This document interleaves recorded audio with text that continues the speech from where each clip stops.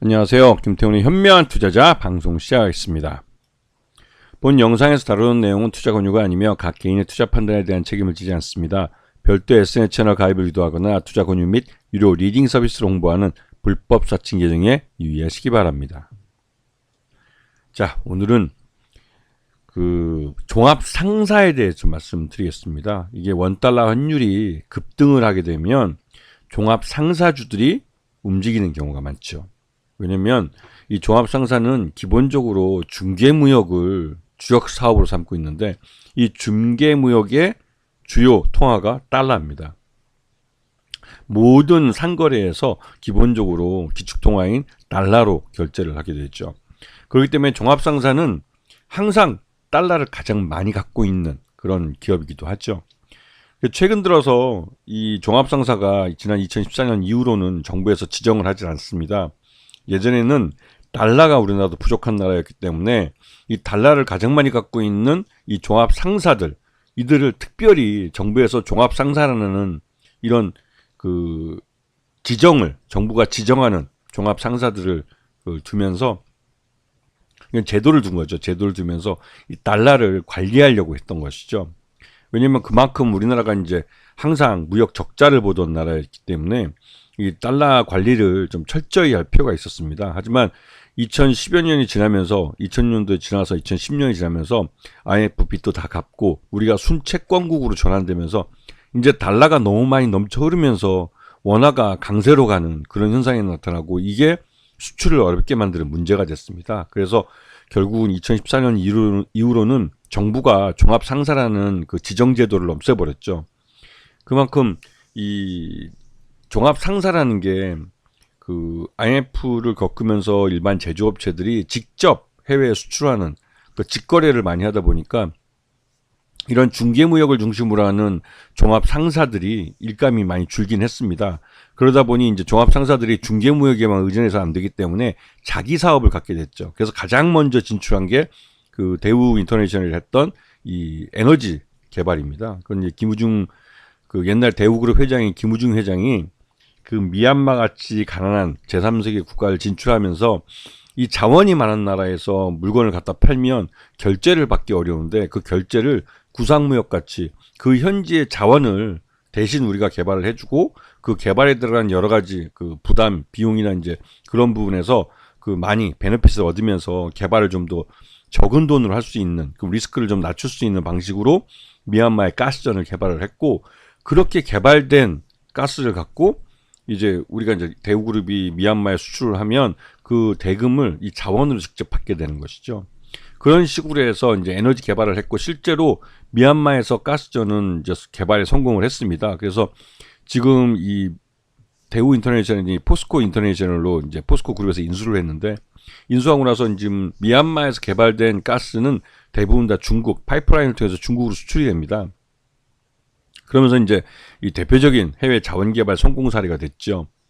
이런 사례처럼 이 종합상사들이 자기 사업을 가지려고 하기 시작했죠. 그래서 그 이후로 2014년 이후로는 종합상사들이 해외에서 이러한 해외 자원개발이나 아니면 해외에서 좀 망고나 이런 지역의 특산품들을 자해 그냥 팜오일 같이 그런 곳을 농장을 직접 사들여서 직접 경영을 하는 겁니다. 그리고 해외에 무슨 태양광 발전소를 지으면 직접 발전소를 건설할 뿐만 아니라 그 운영까지 종합상사가 대신하죠. 그렇게 하면서 거기서 이제 꾸준히 수익이 발생하는 겁니다. 이런 식으로 종합상사의 이 신사업을 통해서 꾸준히 수익을 낼 수 있는 안정적인 수입을 낼 수 있는 사업들을 가져가고 있죠. 해외에. 이게 국내에 있는 사업들이 아닙니다. 대부분 다 해외에 있는 사업들입니다. 그래서 이것도 역시 달러로 결제가 되죠. 그래서 이제 종합 상사들이 단순히 물론 전체 매출 중에 한 8-90%는 여전히 매출 80-90%는 종합 상사 이 무역업에서 이제 이 수익이 발생하고 그리고 이제 신사업으로는 10에서 22% 정도지만 이쪽도 이제 무시 못할 만큼의 수익성과 성장성을 보여주는 것이죠. 그래서 이러한 이 종합 상사들은 이제 중개무역에서 벗어나서 다양한 어거나이징이라고 해서 해외에 어떤 특정 지역에 좀 풍부하게 많은 자원들을 갖다가 뭐 그것들 원하는 뭐 선진국이나 이런 데 갖다 파는 것뿐만 아니라 직접 들어가서 그런 자원을 개발하거나 뭐 하고 있는데요. 이게 대표적으로 아까 말씀드렸던 천연가스, 망고, 또 아니면 렌탈업 같은 것들, 이런 것들을 종합상사들이 직접 하고 있습니다. 그래서 이러한 신규 사업으로 이 기존의 중개무역을 어느 정도 조금씩 대체하면서 수익성도 높여가고 있는 쪽으로 사업이 바뀌고 있는 것이죠. 그래서 지금 이 에너지 분야에서는 이 풍력이나 태양광 같은 신재생에너지 쪽에 투자를 많이 하고 있고, 그다음에 친환경 쪽으로 폐기물이나 폐배터리 사업들도 이 종합상사도 직접 하고 있습니다. 그리고 식량 자원, 식량 안보 관련해서 파모일이나 망고, 곡물들을 직접 하거나요. 포스코 같은 경우는 직접 대규모 농장을 직접 운영을 하고 있습니다. 이게 나중에 여차하면 국내에 이 식량을 들여올 수 있도록 잘 관리하고 있죠. 그리고 이제 우리나라 2차 산업, 2차 전지에 꼭 필요한 니켈이나 리튬 같은 것들, 이런 자원들을 개발하거나, 그리고 이 친환경 부품인 전기자동차 부품, 이건 이제 포스코 인터내셔널에서 하고 있는 사업이죠. 이렇게 다양한 신사업들을 펼치면서 이제 수익성을 갖춰나가고 있습니다. 근데 최근도 2020년 들어와서 코로나가 지나고 나서 이 워런 버핏이 이 이토즈 상사나 미쯔비시 상사 같은 스미토모 상사, 미쯔이물산, 이게 이제 마루베니, 이게 이제 일본의 5대 상사, 종합 상사라고 부르는데요. 여기다가 대규모 투자를 했습니다. 워런 버핏이. 즉 일본을 대표하는 종합 상사들에 대해서 워런 버핏이 진짜 몇억 달러씩 막 투자를 막 했죠. 이게 대규모 투자를 하면서 왜 이 한물간 종합 상사에 대해서 이 오마하의 현인이라는 워런 버핏이 투자를 할까, 이런 말들이 나왔는데, 이거는 단 2년도 지나지 않아서 왜 그랬는지 이유가 명확해졌습니다. 왜냐하면 일본의 이런 종합 상사들은 우리나라 종합 상사보다 먼저 해외 자원 개발에 더 많은 투자를 했고, 이러한 신사업으로 벌이고 있는 사업들이 어느 정도 투자가 돼서 이제 요번에 코로나 지나고 나서 이 공급망 재편 과정에서 일본의 이런 종합 상사들이 갖고 있는 자원이 크게 부각이 됐습니다. 왜냐하면 그때도 인플레이션 때문에도 이런 자원들에 대한 가격이 천정부지로 뭐 치솟으면서 이 일본의 상사들은 주가가 뭐 100%, 200%씩 막 올랐죠. 1, 2년 사이에. 그러면서 여기서 투자했던 워렌 버핏은 앉아서 이 일본 종합 상사들의 이런 성장의 과실을 고스란히 따먹었습니다. 그러니까 워렌 버핏이 참 오랫동안 투자를 해왔기 때문에 그 경험이 일본 종합 상사들을 대규모 투자를 단행하게 만든 것이죠. 이러한 투자 성공 사례가 이제 시장에 알려지면서 종합 상사들에 대해서 다시 한번 이제 재평가를 받는 계기가 됐습니다.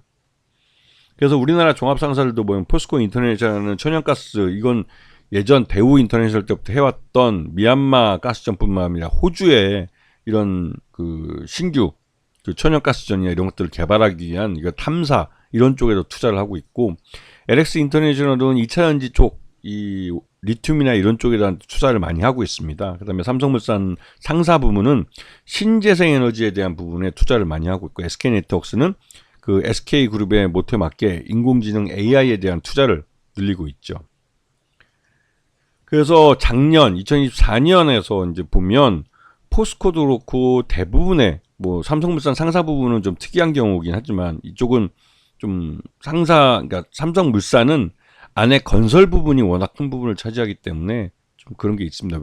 삼성물산의 상사 부분만 따로 이렇게 평가하기는 좀 그렇지만, 이 삼성물산만 제외하고 나머지들은 대부분 다 환차기를 보면서 작년 실적들이 대부분 다 개선되는 모습을 보여주고 있습니다. 그리고 이거는 이제 원달러 환율이 막판에 연말에 이게 급등했던 게 주요했죠. 이게 뭐 원달러 환율이 뭐 1,480원, 뭐 90원, 뭐 1,500원 바로 코미까지 쳐들어갔으니까요. 이제 쳐올라 버렸으니까 이게 연말 환율을 계산을 하면 환차익이 뭐 많이 발생할 수밖에 없는 그런 상황이었죠. 그래서 포스코 인터내셔널도 물론 이 연말에 우리는 이제 12월 3일 날 비상계엄이라는 것 때문에 주가가 대부분 다 폭락을 했습니다. 특히 이제 종합상사, 그래도 역시 종합상사는 무역을 중심으로 하기 때문에 국내에 이런 변란이 발생하면 외국 바이어들이 발길을 많이 돌립니다. 그래서 그 타격을 좀 많이 받았죠. 역시나 이제 이 삼성물산 부분도 마찬가지고 이 LX 인터내셔널도 마찬가지로 12월 초에는 충격을 받았습니다. 그리고 이 현대코퍼레이션도 마찬가지고요. 그렇기 때문에 작년 연말에 원달러 환율 급등한 것에 대해서 주가적으로는 큰 수혜를 못 봤는데 이게 결국은 4분기 실적에 연결되기 때문에 올해 4분기 실적이 올해 발표가 되고 온기 실적으로 나오는데 이거에 대한 대기업 환차익에 대해서 수혜를 받는 건 역시나 이 종합 상사들이죠. 그렇기 때문에 종합 상사들이 작년 연말에 하락을 한 건 12월 달에 있었던 윤석열의 불법 비상 계엄에 영향을 받은 바가 크기 때문에 그런 부분을 지나서 이제 4분기 실적을 반영을 한 2024년 실적이 발표되기 때문에 그래서 환차익을 대규모로 보고 있어서 이 종합 상사들이 시장에서 1분기 때 랠리를 펼칠 가능성이 높습니다. 그래서 관심권에 두고 보셔야 하는 것이죠. 아시겠죠? 자, 오늘 방송 여기서 마치겠습니다. 감사합니다.